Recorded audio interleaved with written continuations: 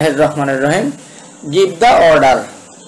আমরা জানি যে ইম্পারেটিভ সেন্টেন্স ভার্ব দিয়ে শুরু হয়, যেহেতু গিভ ভার্ব তাই এটা ইম্পারেটিভ সেন্টেন্স। আর ইম্পারেটিভ সেন্টেন্সকে ভয়েস চেঞ্জ করতে হলে প্রথম লেট দিতে হয়, এরপর সাবজেক্ট দেওয়ার পরে বি দিতে হয়। তা আমরা প্রথম লেট দিলাম, এরপর দি অর্ডারকে সাবজেক্ট করে বি দিলাম, এরপর V3 হিসেবে গিভ গেভ গিভেন দিলাম।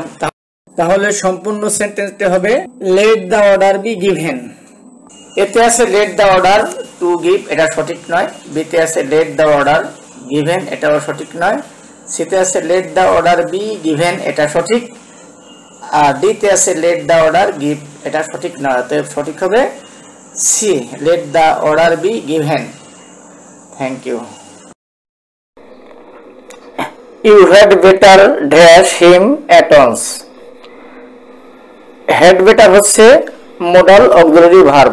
মোডাল অক্সিলারি ভার্বের একটা শর্টকাট নিয়ম হচ্ছে এরপরে অবশ্যই V1 বসবে।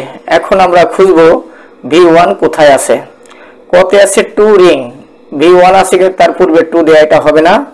খতে আছে রিং অর্থাৎ বাজানো বা কল করা, অতএব এটা V1, এটা হবে।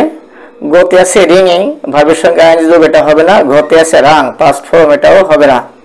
অতএব হ্যাড বেটারের পরে যেহেতু V1 বসে, অতএব খ সঠিক হবে। Thank you.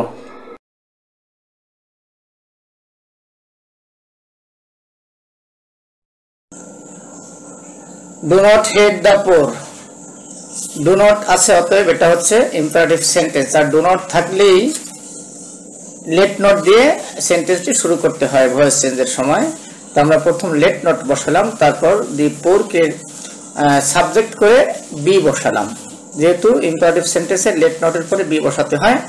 এরপর V3 হিসেবে হেটেড বসালাম, অতএব সম্পূর্ণ সেন্টেন্সটি হবে let not the poor be hated.